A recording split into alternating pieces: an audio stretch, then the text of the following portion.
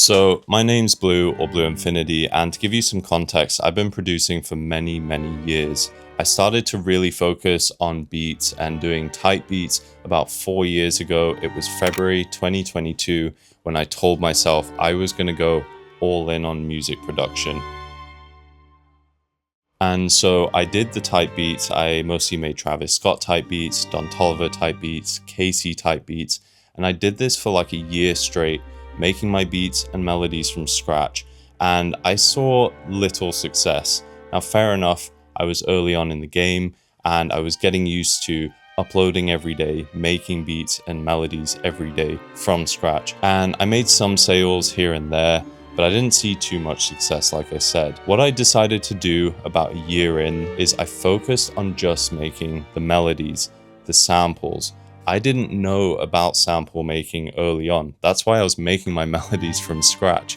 And then I found out what loops were and how it was helping producers save a lot of time and make better tracks and send stuff out more consistently.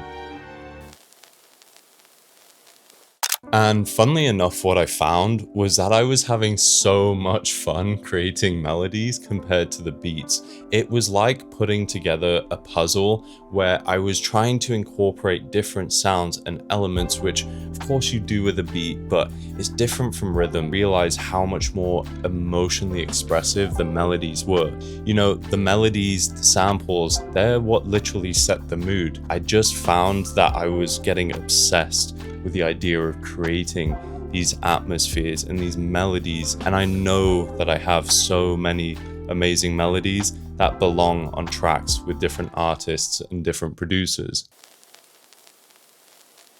Now, I'll be honest, I'm not making much money from my samples or my sample packs. I've had some good months where I've maybe made a couple hundred or so extra dollars, but I've also had many months where I made no sales, and of course, it's the nature of business. You're never going to get a consistent of revenue that comes in every single month as you would with a normal paycheck. But I know it's possible, and I know there are other sample makers and producers who make good money and are able to live sustainably off of their music. And I kind of have a game plan or roadmap for how I'm going to do this.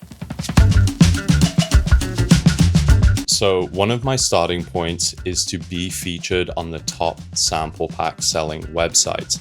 These are ones like waves.com, drumify.com, Unknown Sounds. There's several others as well, but being featured on websites like this guarantees you far better exposure to not only a general audience, but an audience of producers and higher end producers. These websites look for the greatest sample makers and melody makers. Everything you listen to on these websites, and this isn't a plug, but their standard is really high. There's a high barrier to entry, and it's like this for a reason. Also, what comes as a byproduct is more placements. I have several friends and producers that are on these websites that are getting more placements with bigger artists, simply because bigger producers are on these websites getting quality samples, paying for downloading these samples, and then getting placements because they're already connected with bigger artists.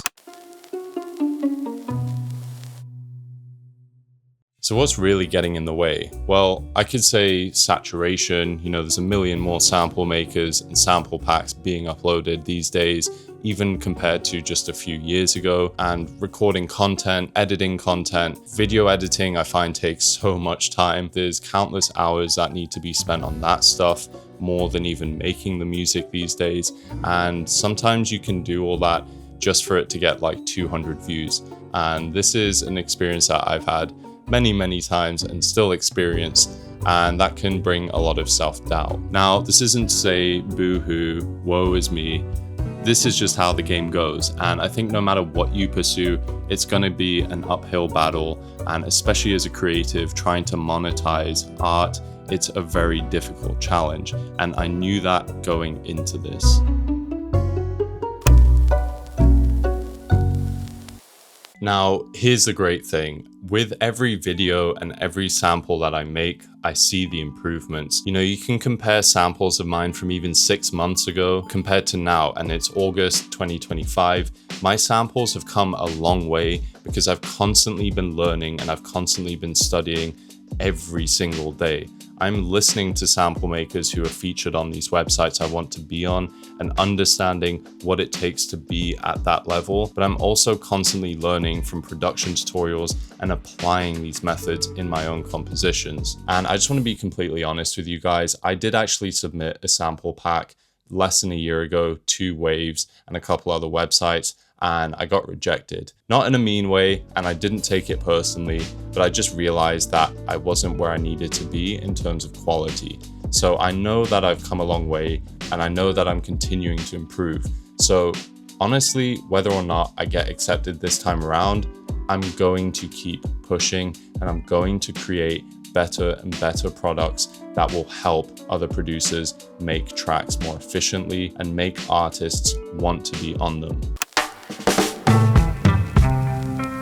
You know, no matter what happens, this isn't going to be the first or the last time that I'm told yes or no. This is a long journey ahead, and I know I have what it takes to become a full-time music producer. It's just that I need more people and more producers to know who I am as a sample maker and producer.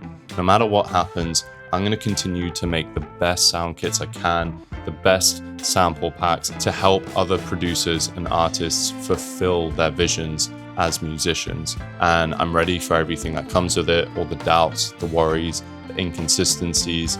But if you want to follow my journey, you can subscribe to see more. And until then, I'll see you in the next one.